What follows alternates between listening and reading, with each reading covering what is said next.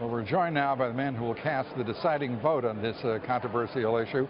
He is none other than the Republican vice presidential nominee, Governor Mike Pence. Governor, it is great to have you here. Thanks so much for being with us. Yeah, great to be here. Very exciting. Listening to her describe the role of the moderator, why would this even become an issue? Well, I'm where you are on that. I was asked a couple of days ago about whether or not I thought moderators should be doing real-time fact-checking. I'm a little old school on this. I think moderators ought to moderate. Yeah. Ask the questions, allow both candidates to answer those questions, and then people like you and the whole country can do their thing afterwards. But I think tonight is such a great opportunity. Frankly, for both candidates, to be able to lay out their vision for the country, to be able to respond to questions, and really, hopefully, to be able to challenge one another a little bit within the rules of the debate in a way that's going to inform the American public about the extraordinary choice that we have before us today. I've covered a few of these over the course of my career. I've been very fortunate. I've never seen the level of excitement, the level of energy around any debate.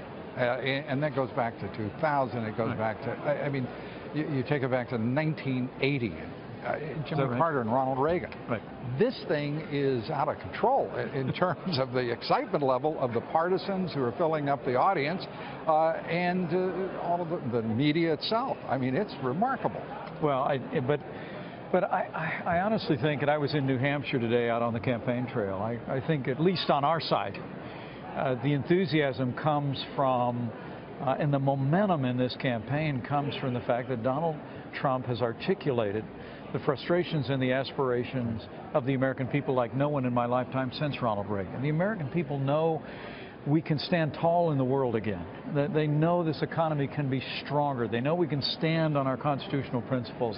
They know we can end illegal immigration once and for all. And in Donald Trump, they finally have this bold truth teller who's been willing to lay out a clear and coherent and courageous plan to do that. And I think that's what's generated the enthusiasm, the crowds that you see around the country, and I think it accounts for an awful lot of the interest that you see around this first debate. And you've got a lot of interest as you walk through here. You talk about a commotion. You're causing them everywhere you go. One of the things that's constant throughout this 15 months since Donald Trump entered the race, he set the agenda. He has established the issues that are going to be debated. There is no way in the world, if he were not the nominee, that we'd be talking about illegal immigration, border security, fair, free trade, talking about the role of NATO and the balance of national security interests among the Europeans and the United States. It has been a remarkable presidential campaign performance. Well, what you're talking about is leadership. Right. I mean, Donald Trump is spoken throughout this campaign about the issues the American people care about. And he's articulated what I like to say, he has the best kind of impatience that a leader has. He is impatient with failure. He is impatient with failed leadership. And in Donald Trump, I think the American people sense someone who sees what America can be and knows that we can be more prosperous, we can get this economy moving again by doing the kind of things that Ronald Reagan did in the 1980s, and frankly, to be perfectly bipartisan about it, doing the kind of things that John F. Kennedy did in the 1960s, lowering marginal income tax rates, rolling back regulations, repealing Obamacare, having the kind of trade deals that work for the American worker first, developing an all-of-the-above energy strategy to get this economy moving again, stronger America on the world stage, a stronger military, a growing economy. I think that really does account for the tremendous interest and the tremendous enthusiasm around this campaign and around this debate. And a lot of people were surprised when he chose you, because in the ideology... So was I. Well, and I think that we could sum that up as a pleasant surprise.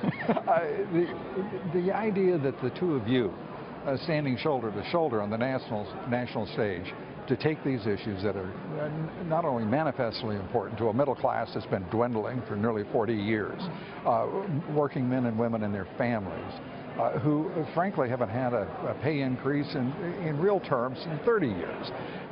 And a party that talks about family values but has done darn little to support economically the American family. This is a real change for the party itself. The two of you represent that change. Well, Donald Trump has articulated a vision that I think really is an American vision. It really says, look, we can put America first. But when we're making decisions about our national security, we can put America first. When we're making decisions about our economy, we can put America first. I thought one of his best lines recently in a major speech was he said, I'm not running to be president of the world, I'm running to be president of the United States. This is such a contrast between Hillary Clinton and Barack Obama's vision of globalization. We actually had the president at the United Nations the other day tacitly criticizing my running mate and others who I think his phrase was, got in the way of globalization. Well, the American people, I think, are responding to Donald Trump's leadership because he is prepared to step forward and be an American president fighting every day for the American people. You know, they're making America great is one of the great slogans. America first. I don't think you could sum up what the foreign policy for this nation should be with any amount of work. Governor, it is great to have you with us. Thank you, Lou. Who do you think will win tonight? Well,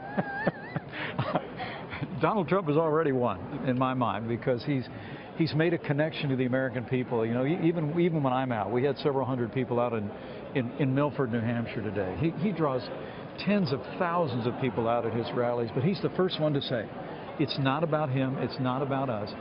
This is a movement.